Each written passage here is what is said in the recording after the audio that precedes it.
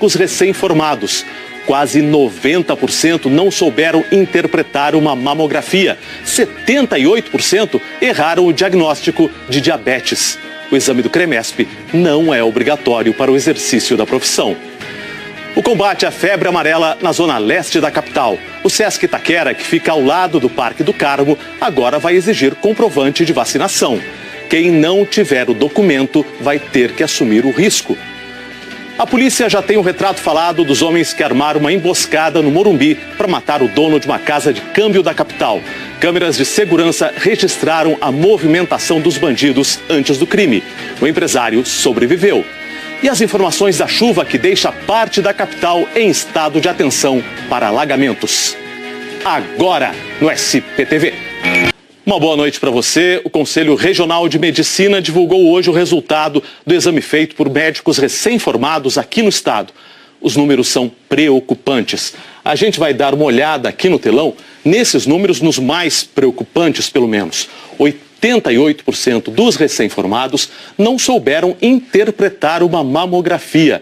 78% erraram o diagnóstico de diabetes em laboratório. E 75% não identificaram tratamento para hemorragia digestiva alta em um paciente. 2.636 médicos recém-formados daqui de São Paulo fizeram o exame, que não é obrigatório para o exercício da profissão. Os resultados apontaram muitos problemas, além desses que a gente já falou. Dona Marisa ainda comemora o transplante renal feito em 2016, depois de anos de hemodiálise. Sofrimento maior ainda foi a demora para encontrar um médico que fizesse o diagnóstico correto de falência dos rins. Uns diziam, você vai ter que fazer mais exames. Eu fiz uma bateria muito grande de exames, né? Problemas, eles falavam problema pulmonar, talvez você esteja com hepatite ou diabetes. Na realidade, eu era hipertensa. Erros ou imprecisão no diagnóstico e no acompanhamento dos pacientes preocupam não só a Dona Marisa. O CREMESP divulgou hoje o resultado do exame realizado por mais de 2.000 recém-formados no fim do ano passado. Segundo o Conselho, 70% não acertaram a dieta que deve ser recomendada após uma crise de pancreatite. 54% não conseguiram avaliar a variação da frequência cardíaca e pressão arterial durante uma gravidez. E 40% não souberam diagnosticar a suspeita de uma apendicite aguda.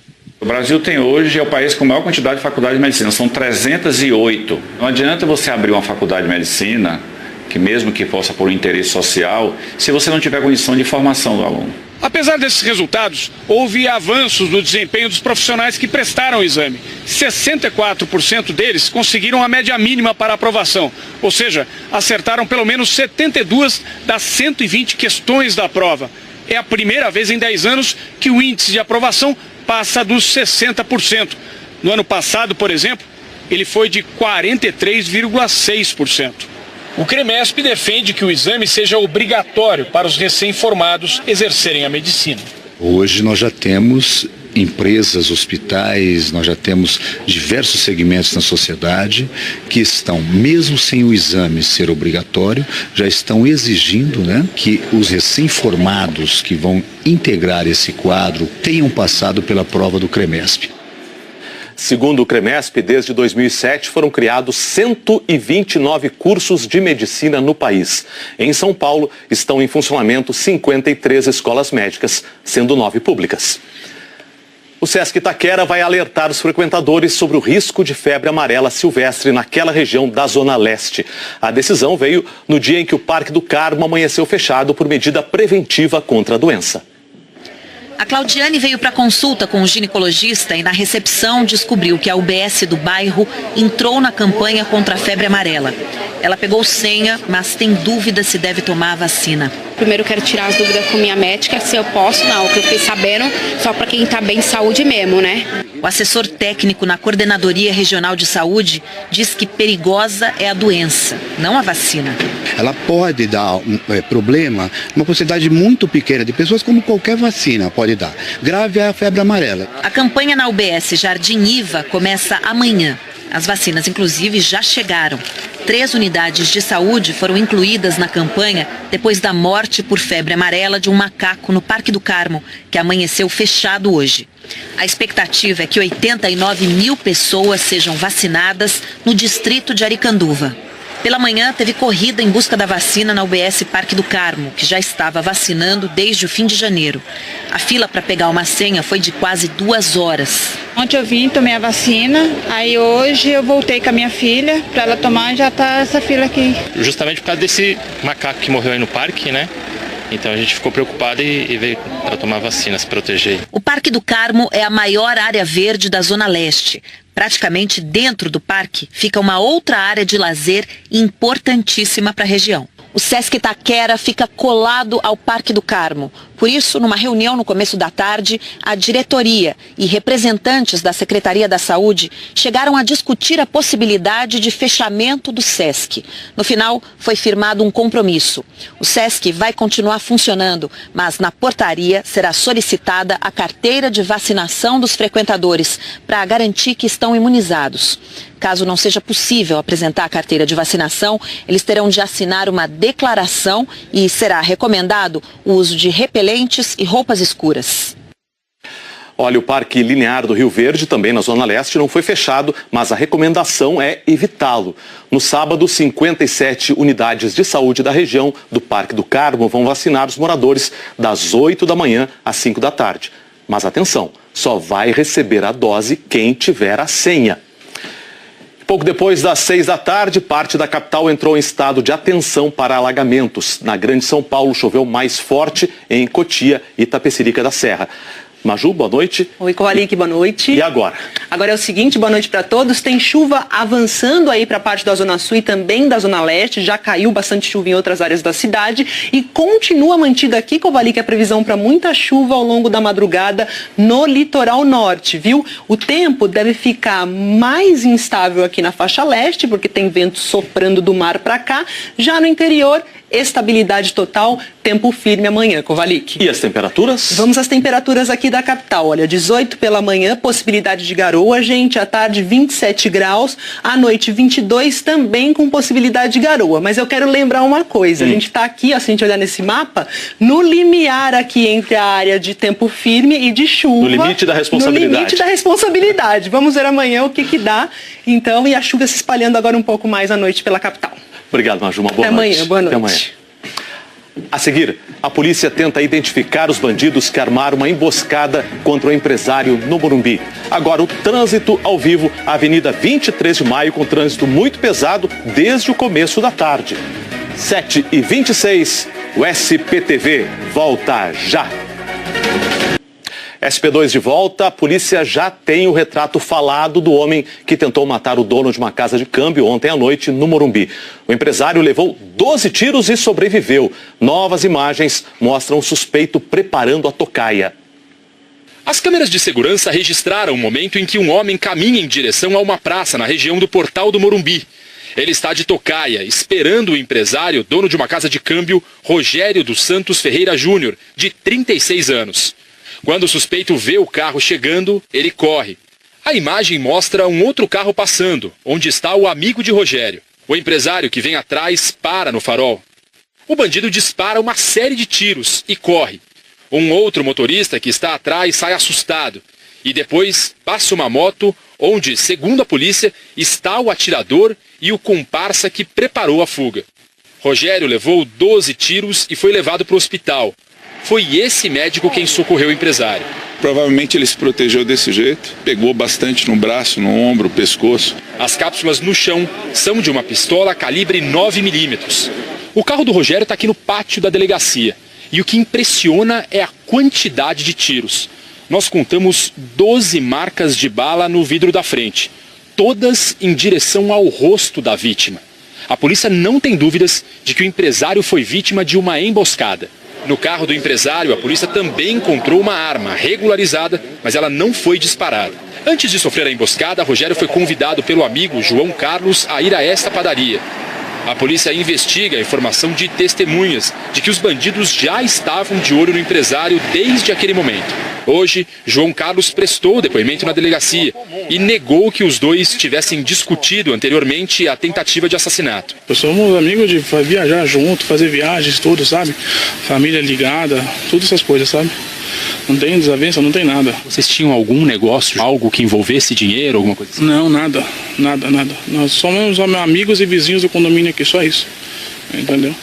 A gente só tava tomando uma água só e viemos embora para casa. No começo da noite, ficou pronto o retrato falado feito pelas testemunhas. A Polícia Militar informou que o policiamento na região do Morumbi contribuiu para a redução de 12,5% nos roubos em dezembro, em comparação com o mesmo período do ano anterior. Parte da Avenida CUPC, na zona sul da capital, está bloqueada há mais de 11 horas por causa de um acidente envolvendo um caminhão hoje de manhã. O veículo bateu num poste e levou a fiação elétrica. Você vê agora aí imagens ao vivo da Avenida CUPC. O trânsito é tranquilo neste momento, apesar de uma faixa a faixa da direita, no sentido do bairro, ainda estar bloqueada. As equipes da Eletropaulo ainda trabalham no reparo do poste atingido. A energia elétrica foi restabelecida na região às 11 da manhã. No próximo bloco, as entregas e os atrasos nas obras da linha 4 amarela do metrô. E agora o trânsito ao vivo, Avenida Paulista. A gente vê que o trânsito está muito pesado, tanto em direção à Consolação quanto ao Paraíso. 7h31, o SPTV volta já. SPTV de volta, a linha 4 amarela do metrô vai ganhar uma nova estação no mês que vem, a Oscar Freire. Quando essa linha ficar totalmente pronta, vai ligar a Luz, na região central, à Vila Sônia, na zona oeste. Nós vamos dar uma olhada aqui no telão, quais as estações que estão em operação e quais aquelas que ainda não estão funcionando. Olha só, a Centenária, Estação da Luz, República, Higienópolis Mackenzie, Paulista, Fradique Coutinho, Faria Lima, Pinheiros e Butantã estão em operação, claro. A Oscar Freire e São Paulo Morumbi ficam prontas até julho. E quem espera há anos pela estação Vila Sônia vai ter que esperar um pouco mais. Os tapumes já fazem parte da paisagem na Avenida Francisco Morato, depois de tantos anos de obras. O cruzamento com a Avenida Jorge João Saad vai ser o endereço da estação São Paulo Morumbi, perto dos bairros Jardim Guedala, Jardim Periperi e a 1,5 km do estádio Cícero Pompeu de Toledo. Ela é uma das estações onde há tempos o movimento já não deveria ser de operários, mas de passageiros. Está muito tarde, tem que ser agilizado o mais rápido possível. A linha amarela começou a operar em 2010. As obras da segunda fase foram retomadas 2 anos depois. O projeto inicial previa que 5 estações ficassem prontas em 2014, mas só a Fradique Coutinho foi entregue no prazo. Em 2015, as obras pararam, porque o metrô rompeu o contrato com o consórcio responsável pela obra.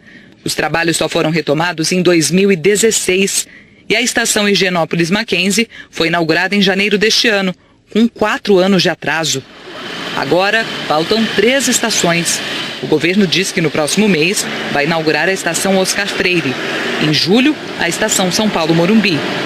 A última da linha 4 amarela, a estação Vila Sônia, vai demorar um pouco mais. Os moradores da região, que já esperam há tanto tempo pelo metrô, só devem começar a embarcar por aqui a partir de dezembro de 2019. Ou seja, quem vive ou trabalha no entorno tem pela frente mais 22 meses de convivência com as obras e de espera por um transporte mais ágil.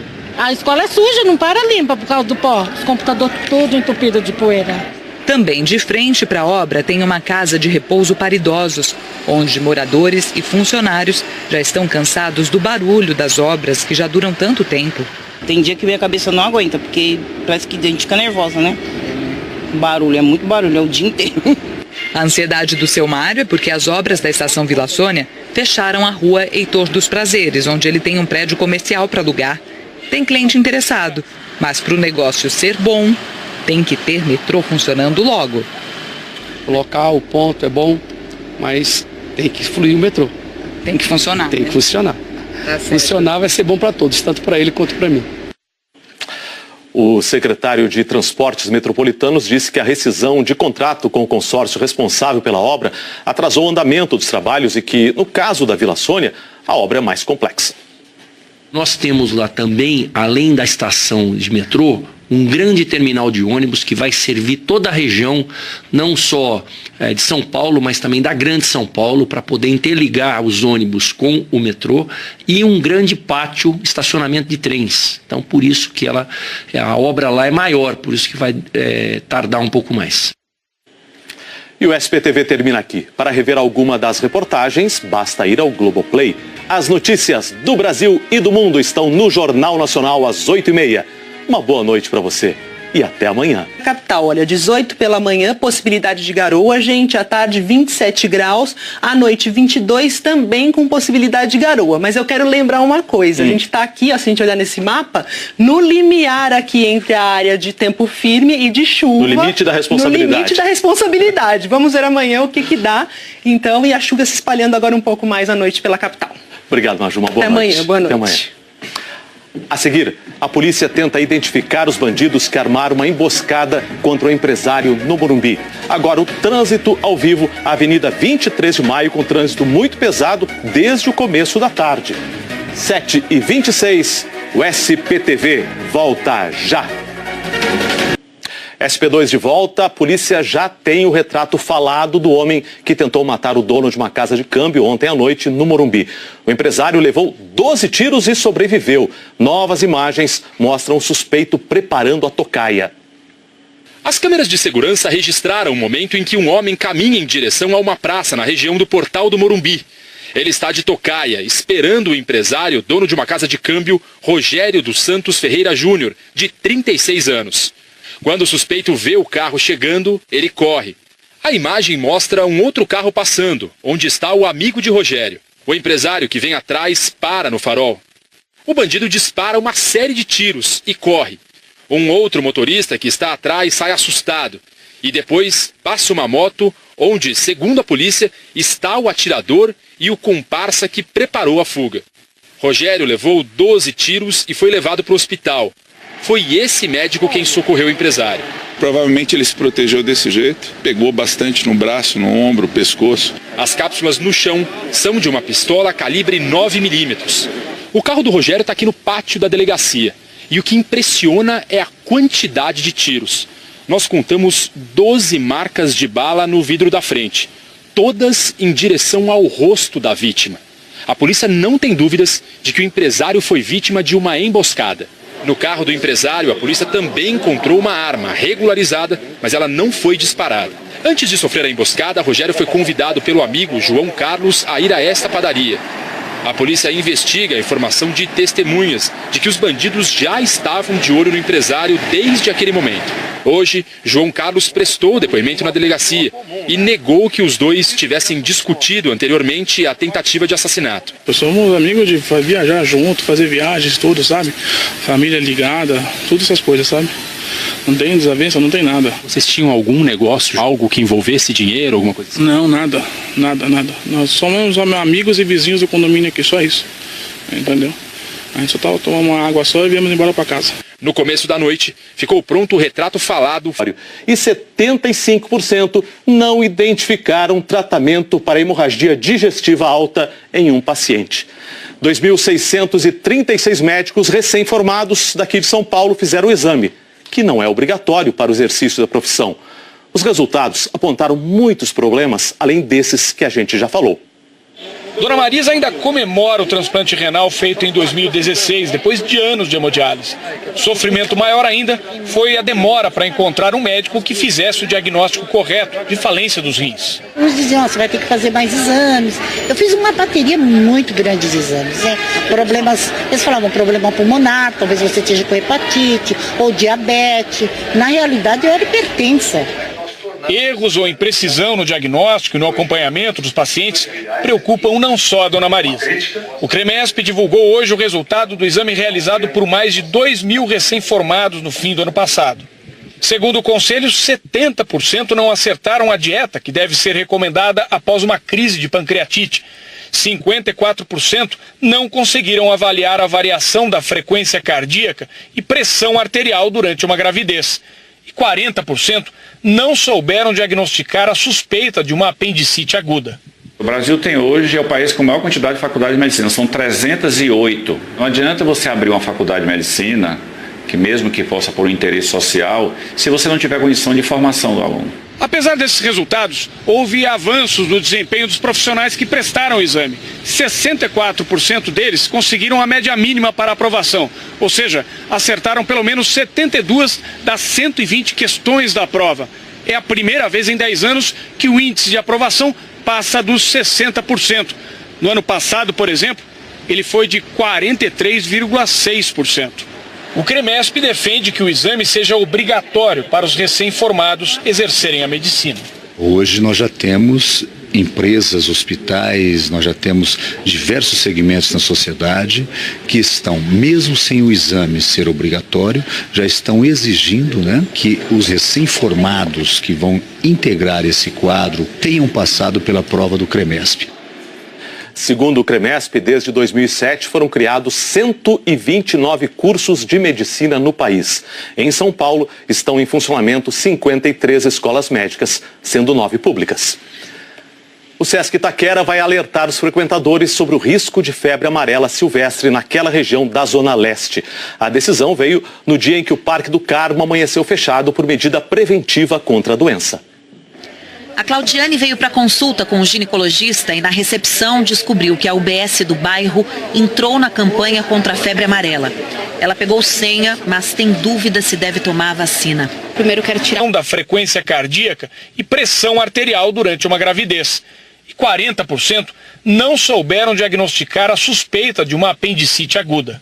O Brasil tem hoje, é o país com a maior quantidade de faculdades de medicina, são 308. Não adianta você abrir uma faculdade de medicina, que mesmo que possa por um interesse social, se você não tiver condição de formação do aluno. Apesar desses resultados, houve avanços no desempenho dos profissionais que prestaram o exame. 64% deles conseguiram a média mínima para aprovação, ou seja, acertaram pelo menos 72 das 120 questões da prova. É a primeira vez em 10 anos que o índice de aprovação passa dos 60%. No ano passado, por exemplo, ele foi de 43,6%. O CREMESP defende que o exame seja obrigatório para os recém-formados exercerem a medicina. Hoje nós já temos empresas, hospitais, nós já temos diversos segmentos na sociedade que estão, mesmo sem o exame ser obrigatório, já estão exigindo, que os recém-formados que vão integrar esse quadro tenham passado pela prova do CREMESP. Segundo o CREMESP, desde 2007 foram criados 129 cursos de medicina no país. Em São Paulo estão em funcionamento 53 escolas médicas, sendo 9 públicas. O Sesc Itaquera vai alertar os frequentadores sobre o risco de febre amarela silvestre naquela região da Zona Leste. A decisão veio no dia em que o Parque do Carmo amanheceu fechado por medida preventiva contra a doença. A Claudiane veio para consulta com o ginecologista e na recepção descobriu que a UBS do bairro entrou na campanha contra a febre amarela. Ela pegou senha, mas tem dúvida se deve tomar a vacina. Primeiro quero tirar as dúvidas com minha médica, se eu posso, não, o que eu fiquei sabendo, só para quem está bem de saúde mesmo, né? O assessor técnico na Coordenadoria Regional de Saúde diz que perigosa é a doença, não a vacina. Ela pode dar problema numa quantidade muito pequena de pessoas, como qualquer vacina pode dar. Grave é a febre amarela. A campanha na UBS Jardim Iva começa amanhã. As vacinas, inclusive, já chegaram. 3 unidades de saúde foram incluídas na campanha depois da morte por febre amarela de um macaco no Parque do Carmo, que amanheceu fechado hoje. A expectativa é que 89 mil pessoas sejam vacinadas no distrito de Aricanduva. Pela manhã, teve corrida em busca da vacina na UBS Parque do Carmo, que já estava vacinando desde o fim de janeiro. A fila para pegar uma senha foi de quase 2 horas. Ontem eu vim, tomei a vacina, aí hoje eu voltei com a minha filha para ela tomar, já está essa fila aqui. Justamente por causa desse macaco que morreu aí no parque, né? Então a gente ficou preocupado e veio para tomar vacina, se proteger. O Parque do Carmo é a maior área verde da Zona Leste. Praticamente dentro do parque fica uma outra área de lazer. 6 da tarde, parte da capital entrou em estado de atenção para alagamentos. Na Grande São Paulo choveu mais forte em Cotia e Itapecerica da Serra. Maju, boa noite. Oi, Kovalik, boa noite. E agora? Agora é o seguinte, boa noite para todos. Tem chuva avançando aí para a parte da Zona Sul e também da Zona Leste. Já caiu bastante chuva em outras áreas da cidade e continua mantida aqui, Kovalik, a previsão para muita chuva ao longo da madrugada no litoral norte, viu? O tempo deve ficar mais instável aqui na faixa leste, porque tem vento soprando do mar para cá. Já no interior, estabilidade total, tempo firme amanhã, Kovalik. E as temperaturas? Vamos às temperaturas aqui da capital. Olha, 18 pela manhã, possibilidade de garoa, gente. À tarde, 27 graus. À noite, 22, também com possibilidade de garoa. Mas eu quero lembrar uma coisa. A gente está aqui, ó, se a gente olhar nesse mapa, no limiar aqui entre a área de tempo firme e de chuva. No limite da responsabilidade. No limite da responsabilidade. Vamos ver amanhã o que dá. Então, e a chuva se espalhando agora um pouco mais à noite pela capital. Obrigado, Maju. Uma boa noite. Até amanhã, boa noite. Até amanhã. A seguir, a polícia tenta identificar os bandidos que armaram uma emboscada contra o empresário no Morumbi. Agora, o trânsito ao vivo, a Avenida 23 de Maio, com trânsito muito pesado desde o começo da tarde. 7h26, o SPTV volta já. SP2 de volta, a polícia já tem o retrato falado do homem que tentou matar o dono de uma casa de câmbio ontem à noite no Morumbi. O empresário levou 12 tiros e sobreviveu. Novas imagens mostram o suspeito preparando a tocaia. As câmeras de segurança registraram o momento em que um homem caminha em direção a uma praça na região do Portal do Morumbi. Ele está de tocaia, esperando o empresário, dono de uma casa de câmbio, Rogério dos Santos Ferreira Júnior, de 36 anos. Quando o suspeito vê o carro chegando, ele corre. A imagem mostra um outro carro passando, onde está o amigo de Rogério. O empresário que vem atrás para no farol. O bandido dispara uma série de tiros e corre. Um outro motorista que está atrás sai assustado. E depois passa uma moto onde, segundo a polícia, está o atirador e o comparsa que preparou a fuga. Rogério levou 12 tiros e foi levado para o hospital. Foi esse médico quem socorreu o empresário. Provavelmente ele se protegeu desse jeito, pegou bastante no braço, no ombro, pescoço. As cápsulas no chão são de uma pistola calibre 9 milímetros. O carro do Rogério está aqui no pátio da delegacia. E o que impressiona é a quantidade de tiros. Nós contamos 12 marcas de bala no vidro da frente, todas em direção ao rosto da vítima. A polícia não tem dúvidas de que o empresário foi vítima de uma emboscada. No carro do empresário, a polícia também encontrou uma arma regularizada, mas ela não foi disparada. Antes de sofrer a emboscada, Rogério foi convidado pelo amigo João Carlos a